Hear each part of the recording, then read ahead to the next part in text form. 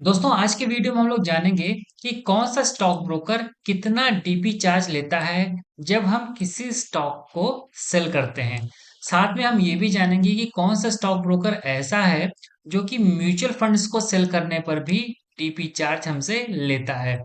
और इसके साथ ही साथ हम ये भी जानेंगे कि कौन सा स्टॉक ब्रोकर ऐसा है जो कि आपसे एक ही स्टॉक को एक ही दिन में अगर आप कई बार बेचते हैं तो हर ट्रांजैक्शन पर वो टीपी चार्ज लेता है। जैसे कि ये वाला मैंने कॉलम बना रखा है और ये चीज मेरे लिए बिल्कुल ही नहीं है। इसके बारे में मुझे कोई भी जानकारी आज से पहले नहीं थी। तो वीडियो में आगे बढ़ने से पहले चैनल पर अगर आप पहली बार आए हैं तो चैनल को सब्सक्राइब कर लीजिएगा। वीडियो पसंद आया तो इसको लाइक करिएगा, अपने दोस्तों के साथ भी ज्यादा से ज्यादा शेयर करिएगा। तो चलिए वीडियो को स्टार्ट करते हैं और सबसे पहले हम जीरोधा में देखते हैं कि वहां पर क्या कंडीशन है। तो दोस्तों यहाँ पर आपको दिखेगा कि जो जीरोधा डीपी चार्ज लेता है जब आप स्टॉक्स को सेल करते हैं वो है 15 रुपया 34 पैसा। और जीरोधा के द्वारा जब आप म्यूचुअल फंड को रिडीम करते हैं तो उस केस में कोई भी डीपी चार्ज नहीं लिया जाता है, यहाँ पर शून्य लिखा हुआ है। अब इस चीज को थोड़ा सा आप ध्यान से समझिए। ठीक है, यहाँ पर लिखा है पर स्टॉक सोल्ड पर डे। ठीक, और यहाँ पर लिखा है पर सेल ट्रांजेक्शन। ठीक है, तो एग्जाम्पल हम लेते हैं। मान लीजिए कि आपके पास में कोई भी एक्स वाई जेड स्टॉक है जिसके कि 10 20 50 मल्टीपल शेयर्स हैं। ठीक है, अब उसको आपने किसी भी दिन, कोई एक दिन को आपने उसको सेल किया। और सेल आप मान लीजिए कैसे कर रहे हैं, आपने 5 स्टॉक सेल किया, फिर उसके 1 घंटे बाद में फिर से आपने 5 स्टॉक सेल किया, उसके 1 घंटे बाद में फिर से आपने 5 स्टॉक सेल किया। तो यहाँ पर क्या हो गया कि आपने एक ही दिन में एक ही कंपनी के स्टॉक को 3 बार में 5 5 करके सेल किया। तो इस केस में जीरोधा के द्वारा जो डीपी चार्ज लिया जाएगा वो एक ही बार लिया जाएगा। ठीक है, लेकिन कुछ स्टॉक ब्रोकर्स ऐसे भी हैं जो कि आपसे पर ट्रांजैक्शन डीपी चार्ज लेंगे। इस केस में जैसे कि हमने बताया कि आप 3 बार स्टॉक को सेल कर रहे हैं, तो कुछ ब्रोकर्स ऐसे होंगे जो कि आपसे इन तीनों बार का डीपी चार्ज लेंगे। अभी आगे आप वो जान जाएंगे कौन से ऐसे स्टॉक ब्रोकर्स हैं। ठीक है, तो चलिए अब अगला नाम देखते हैं। अगला स्टॉक ब्रोकर है फायर्स। ठीक है, तो इसके द्वारा जो डीपी चार्ज लिया जाता है स्टॉक्स को सेल करने पर वो 14 रुपया 75 पैसे का लिया जाता है।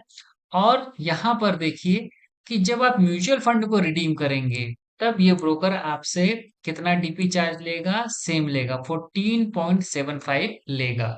लेकिन यहाँ पर भी जीरोधा की तरीके से ही जो नियम अभी मैंने बताया था वही सेम नियम यहाँ पर भी लागू है।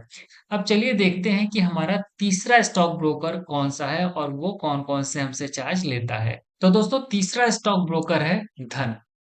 तो इसके द्वारा भी जो डीपी चार्ज लिया जा रहा है वो सेम फायर्स जितना ही लिया जा रहा है, 14 रुपया 75 पैसे का। और ये भी आपसे म्यूचुअल फंड रिडेम्पशन पर डीपी चार्ज लेता है कितना, 14 रुपया 75 पैसे का। और इस केस में भी यहाँ पर टिक लगा हुआ है, तो जैसा कि मैंने आपको यहाँ यहाँ पे बताया है सेम नियम यहाँ पर भी लागू है। तो दोस्तों अगला स्टॉक ब्रोकर है अप स्टॉक।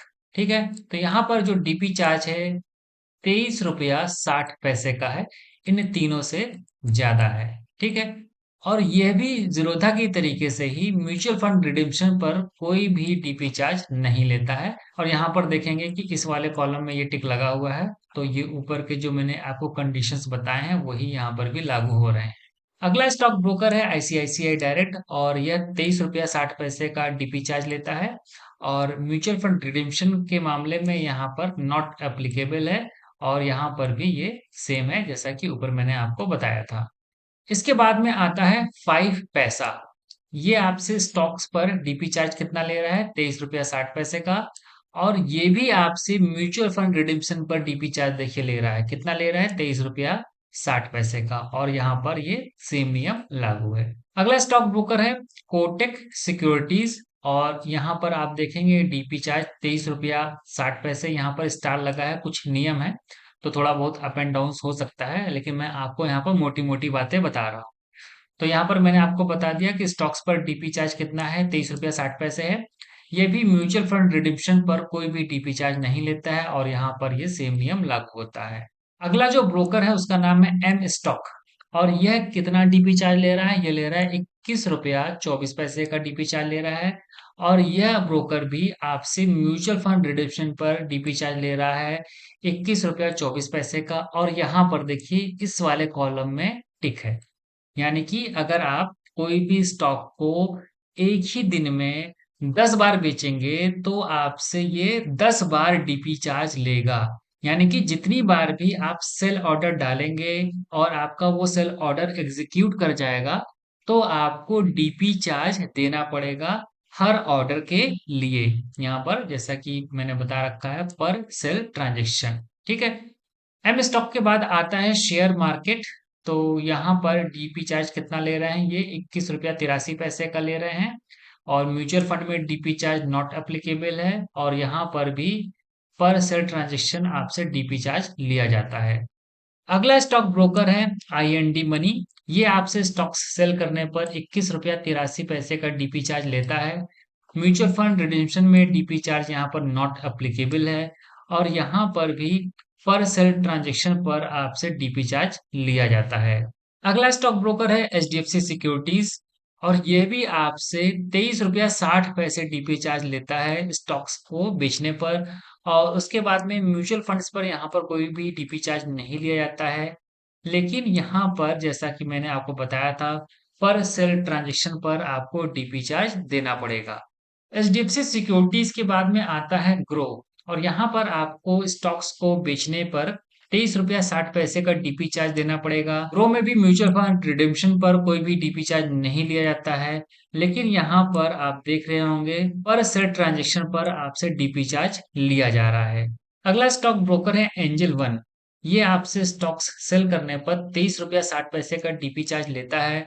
और यह ब्रोकर आपसे म्यूचुअल फंड रिडेम्पशन पर भी डीपी चार्ज लेता है 23 रुपया 60 पैसे। और ये आपसे पर सेल ट्रांजेक्शन के हिसाब से भी डीपी चार्ज लेता है। तो अभी तक जितने भी ऊपर हमने ये नाम लिए हैं उनमें से सबसे महंगा ये नजर आ रहा है डीपी चार्जेस के हिसाब से। एंजल वन के बाद में जो लास्ट हमारे सामने नाम बच रहा है वो है पेटीएम का। ठीक है। तो यह स्टॉक ब्रोकर आपसे स्टॉक सेल करने पर 23 रुपया 60 पैसा डीपी चार्ज लेता है। म्यूचुअल फंड रिडीम करने पर कोई भी आपसे डीपी चार्ज नहीं लेता है। लेकिन यहाँ पर देखिए लास्ट वाले कॉलम में इसका टिक है, यानी कि पर सेल ट्रांजेक्शन पर ये आपसे डीपी चार्ज लेगा। तो ये जो इंफॉर्मेशन मैंने आपके साथ में शेयर की है तो इसके बारे में आज से पहले मुझे जानकारी नहीं थी।